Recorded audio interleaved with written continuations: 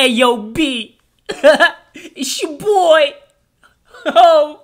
What's up, motherfuckers? It's been a while, but your boy is finally back with another music review. I know all 100 of my 7,000 subscribers have been waiting for this music review. So, today we're reviewing 444 by Jay-Z. Oh. Hey yo, B. It's your boy. Oh. Bitch, what the fuck was that? Yo, that whole bit. It's your boy. Ho. Cheer. Yo, I don't even know what that is. That definitely was not a Jay-Z impression, so I'm sorry.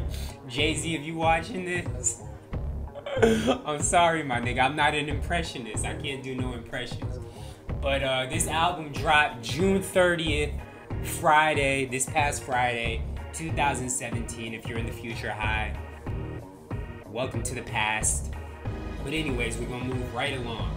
So starting off, do I listen to Jay-Z on a consistent basis? I mean, if you listen to hip-hop, you listen to Jay-Z. I wouldn't consider myself a Jay-Z, definitely not a stan. Would I consider myself a Jay-Z fan? Even fan is pushing it. I definitely enjoy his music.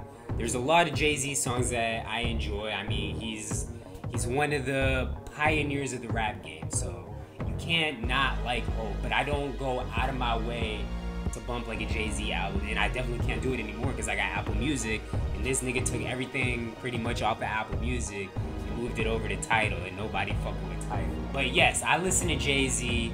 No, I don't listen to him on a consistent basis, but I listen to him enough to know of Jay-Z and Jay-Z in the past, you feel me? My top 3 songs on this album, 444.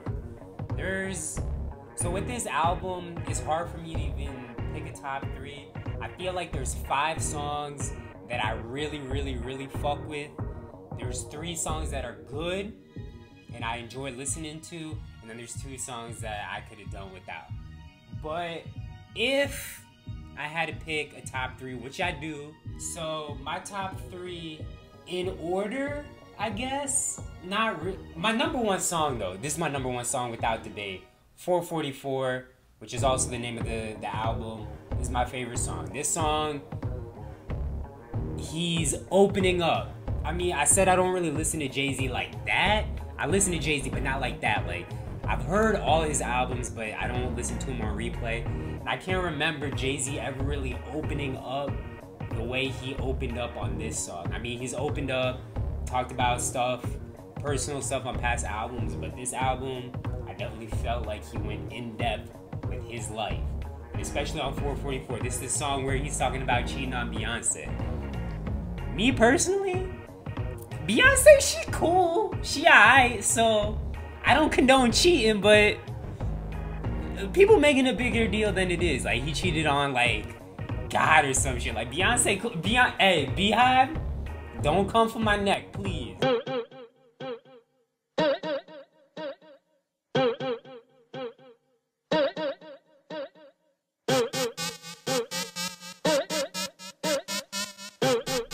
Beyonce, she cool, but that's about it. I don't see all the hype for Beyonce, but again, Jay-Z, he talking about cheating on Beyonce.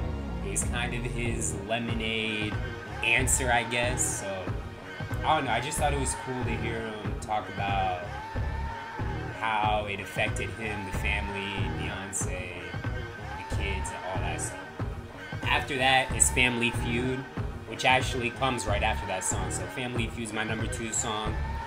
And it's, I forget what song it is on the album, but it comes right after 444. So that song, Beyonce's actually on it. And it's cool to hear Beyonce on the track right after he's apologizing to her pretty much. In this song, he's just, I don't even remember exactly what they talking about on that song, but I fuck with that song.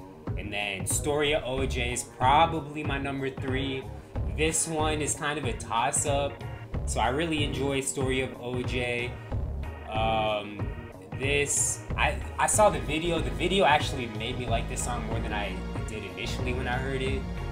But was talking about how OJ's kind of being like a coon, like a sellout type dude. So it was cool to hear that. And then the video, if you haven't seen the video, watch that. It'll make you like the song even more. I also like Marcy Me with The Dream. I feel like any song The Dream is on is instantly fire. And then I also like Bomb with Damian Marley. And I feel like any song Damian Marley in is instantly fire as well. So now, breakdown of each category on this album. Beats. The beats on this album, they weren't the greatest. They were smooth, they were cool. I felt like there were a lot of samples. I don't know what they were sampled from. Because, I mean, growing up, I listened to old school music because my parents, but I don't know off the top of my head like what these songs were sampled from. But there were definitely a lot of samples. But the beats were cool. So I give them a 7. They weren't awful, they weren't great. So 7, that kind of average, I give it a 7. Lyrics, it's Hove. So you know you're going to get bars from Hove. You're not going to get anything but bars from Hove. So last album, I definitely felt like he was trying to pander more towards the young crowd and talk about money and shit like that. He was trying to flex on us because we can't compete with Hove and the money him and Beyonce got. But I felt like this album, he wasn't doing as much flexing, and it was more just talking about his personal life. So the lyrics, I give it 10. Originality for Jay-Z, I give it a 9. The only reason I didn't give it a perfect score, because I mean, we've sort of kind of heard this Hove before. Like when it comes to the bars, we've heard this Hove before. When it's come to the maturity, we've heard this Hove before. So it's like the last album with the maturity combined with all his other albums, if that makes sense, with the bars. I mean, like I said, you always gonna get bars from Hove, but I give it a 9. I don't give it a perfect score. And then continuity, I gave it a 10. The album meshed together nicely. It wasn't like there was one song that was like this, and then there was another song that was like this. Like the album was pretty much uniform throughout. So I gave that a 10. Overall grade, 9 out of 10, a 90. You pass, congrats, you get an A-. Would I recommend this album? Of course I would. It's Hove. If you listen to hip-hop, I'd expect you to listen to this album. I know it's not on Apple Music, so all my Apple Music people, you're gonna have to download it online somewhere. If you got Spotify, you probably gonna have to download it somewhere, because I think it's only on Tidal. But if you can listen to it, please do. You can find it online easily.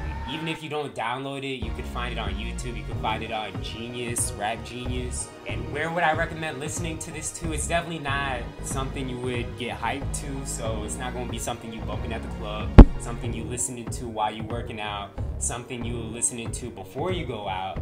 This is just like a at-home chill vibe. Like you cleaning the house, you doing homework. I don't know. I've been listening to it while playing video games. But I can listen to anything while playing video games. So, but it's definitely a chill type vibe album. And my final thoughts, it was cool. I mean, me being a big Kanye fan, a huge Kanye fan, one of my favorite artists, it was hard to hear Hove diss Ye. And knowing the relationship that they once had, like, I mean, obviously they had Watch the Throne. Ye has always called Jay his big brother. So on the first song, Kill Jay-Z, he dissed Kanye. And also, I'm not sure if there was also a kind of underlying thing, because on Kanye's album, The Life of Pablo, he had, I don't know if it was called I Miss the Old Kanye, but y'all know this song, I Miss the Old Kanye. That song and then Kill Jay-Z, they were kind of very similar, because it's like both of them are rapping from the perspective of fans and other people that are always giving input about Jay-Z and Kanye. So Jay-Z definitely took that style, I guess, and made it the first song of his album while dissing Kanye on that same track. So I don't know if it was just a coincidence or if that was intentional by Hove to take Kanye's You know what?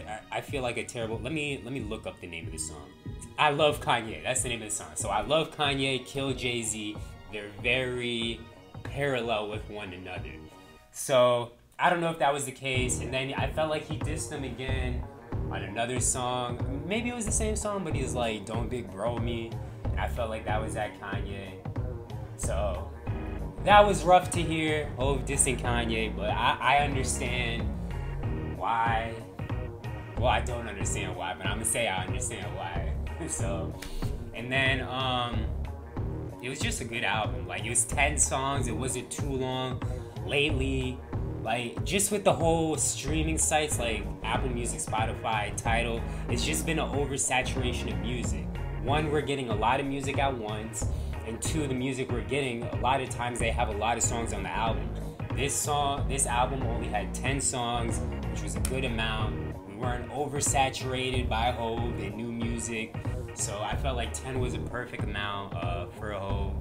And then it's cool. Like, I usually don't like the type of beats that he used. That like I don't need get me hype all the time. I love lyricism, but I do sometimes like that get me hype something I can listen to in the gym because I work out every single day. But this didn't have any of that, and I didn't even mind it. Usually I'd be like, alright, I'm not really gonna listen to this again. But I didn't mind the constant samples, the chill vibes. So it's a good album. I liked it. Like I said, 9 out of 10. Oh, did his thing. I was about to do another. It's your boy, Ayo B. Alright, on that note, on that terrible Jay-Z impersonation, I'ma holla at y'all later. 444, dope. Check it out if you haven't heard it. I'll holla at y'all later. Check out the other music reviews. Check out the vlogs. Check out the gameplays. Check out everything. Everything's on one channel. I'll holla at y'all later. Peace.